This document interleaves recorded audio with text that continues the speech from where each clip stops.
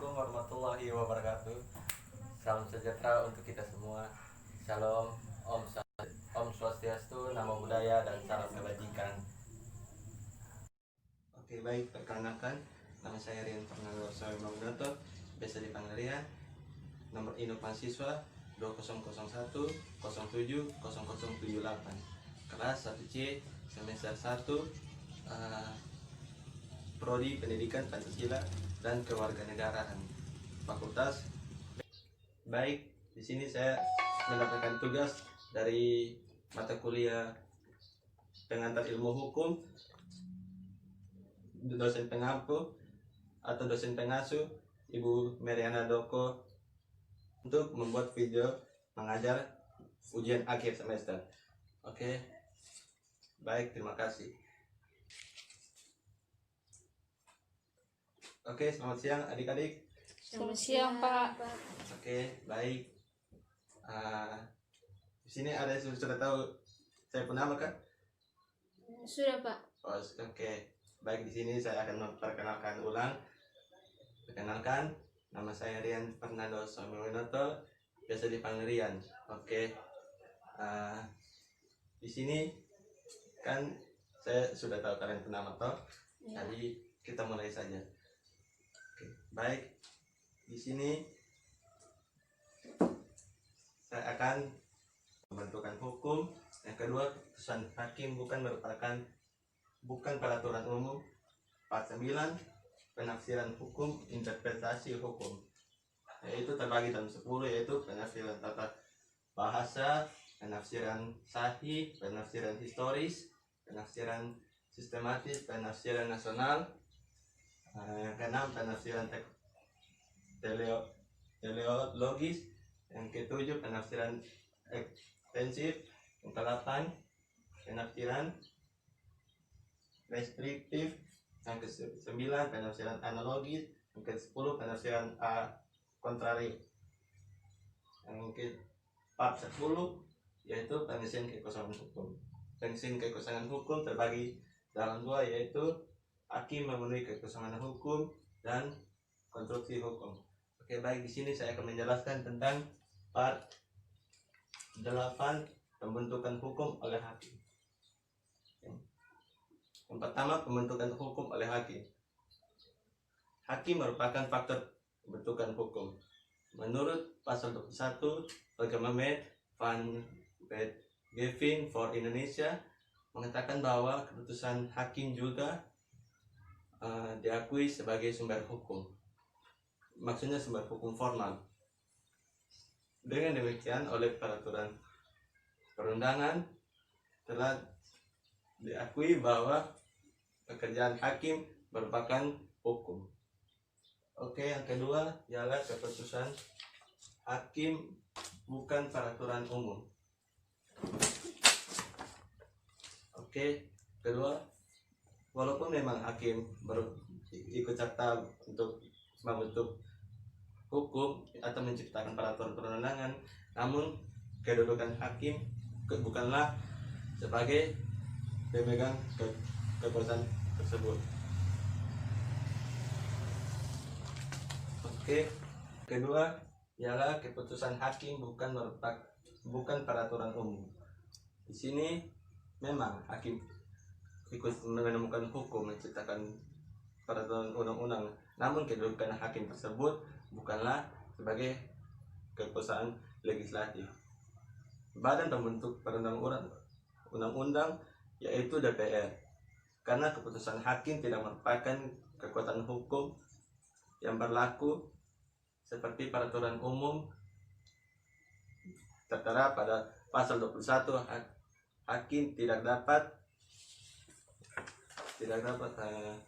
memberikan keputusan yang akan berlaku sebagai peraturan umum. Lebih jauh ditegaskan lagi dalam kitab undang-undang sipil bahwa pasal 1917 ayat 1,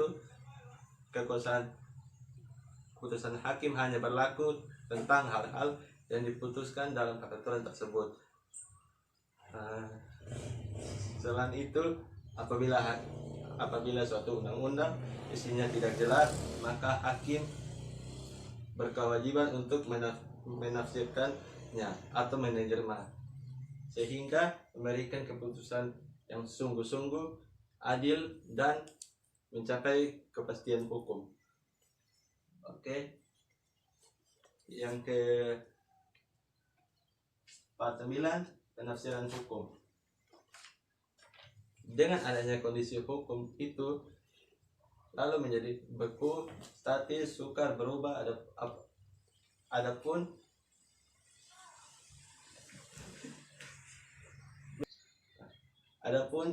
ialah hakim karena ialah berkewajiban menegakkan hukum di tengah masyarakat. Walaupun kondisi telah diatur selengkapnya, namun tetap juga kurang sempurna dan masih terdapat banyak kekurangannya hingga menyulitkan dalam pelaksanaan tugas tersebut.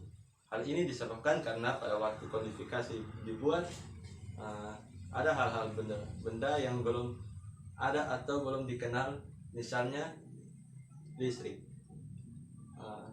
Ada listrik sekarang juga dianggap benda, sehingga barang siapa dengan sengaja atau mengambil tanpa izin termasuk perbuatan pelanggaran hukum, yaitu dengan ancaman tindakan pidana pencurian.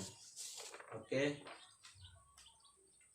Baik, di sini ada 10 penafsiran yang tadi saya sudah berikan. Pertama, penafsiran data bahasa. Penafsiran data bahasa.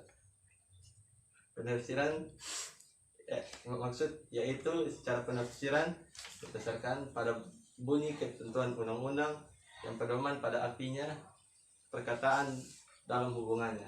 Contoh, suatu peraturan perundang melarang orang orang parkir kendaraan pada suatu tempat tertentu.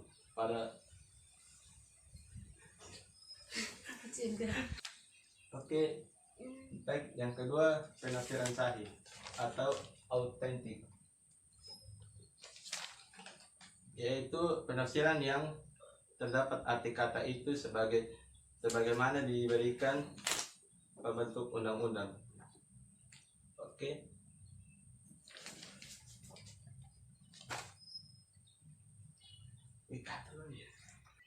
Oke, di sini saya akan memberikan contoh tentang penafsiran sahih autentik. Terdapat pada pasal 98 KUHP, yaitu malam bukan antara matahari terbenam dan matahari terbit. Baik, yang ketiga, penafsiran historis. Penafsiran historis terbagi dalam dua, yaitu sejarah hukum yang diselidiki berdasarkan sejarah yang terjadi hukum tersebut. Yang ke B, sejarah undang-undang yang diselidiki maksud pembentukan undang-undang pada waktu membuat undang-undang itu. Nah, yang keempat, penafsiran sistematis. Penafsiran sistematis yaitu penafsiran yang memiliki susunan yang berhubungan dengan bunyi pasal-pasal lainnya baik dalam undang-undang lain. Nah, yang kelima, penafsiran nasional. Penafsiran nasional ini memiliki sesuai tidaknya dengan sistem hukum yang berlaku. Nah, yang keenam ialah penafsiran teleologis. Penafsiran teleologis itu penafsiran dengan mengikat maksud dan tujuan undang-undang itu. Yang ketujuh, penafsiran ekstensif. Penafsiran ekstensif itu maksudnya memberi tafsiran dengan memperluas arti kata-kata dan tafsiran itu. Yang ke-8,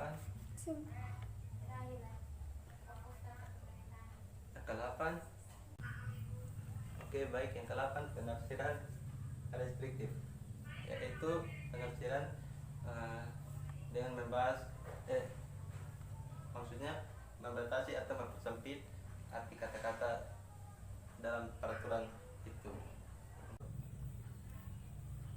Oke, yang kesembilan, penafsiran analogis. Penafsiran analogis memberi tafsiran pada suatu peraturan hukum dengan memberi ibarat pada kata-kata tersebut sesuai dengan asas hukum. Yang ke-10, penafsiran al contrario. Penafsiran al contrario menurut Karat adalah suatu cara penafsiran undang-undang yang disertakan pada perlawanan pengertian antara soal yang dihadapi dan soal yang diatur dalam suatu pasal undang-undang.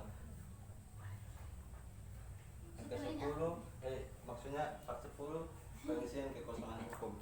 Pengisian kekosongan hukum terbagi dalam dua, yaitu hakim memenuhi kekosongan hukum.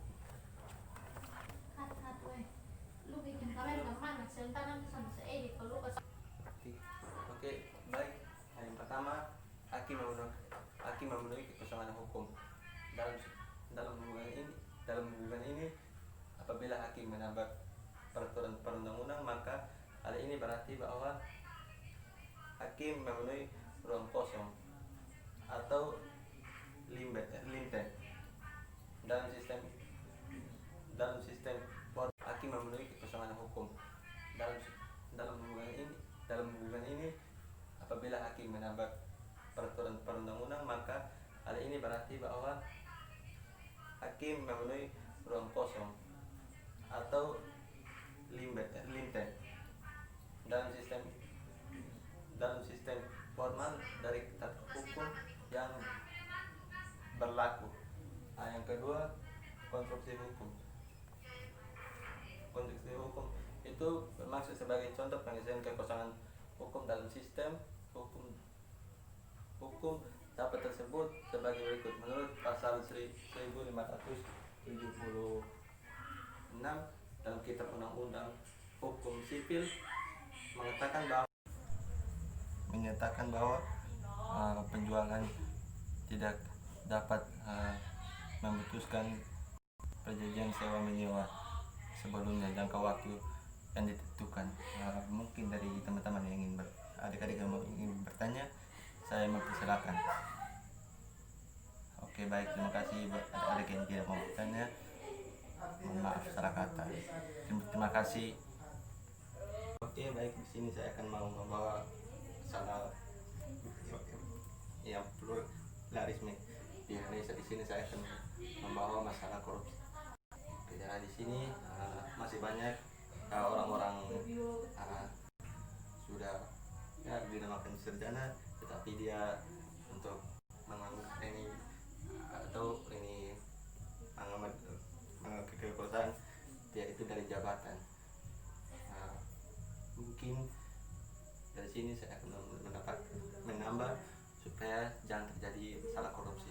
Yang pertama, sikap kejujuran itu yang paling diutamakan, sebab kalau kita tidak jujur, maka rakyat ya contohnya korupsi itu dia tidak akan percaya lagi dengan korupsi tersebut. Yang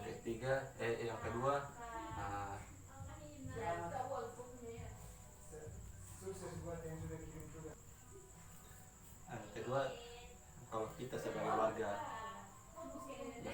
atau masyarakat pendidikan Pancasila dan kewarganegaraan itu, pertama kita harus menanamkan sifat yang pertama kita harus mengajak kepada adik-adik kita agar menanamkan rasa jiwa kejujuran, yaitu paling diutamakan, sebab kejujuran itu nanti dibawa ke akan masa depan. Hanya itu saja. Sekian dari hasil presentasi saya, yaitu pluralisme. Oke, terima kasih.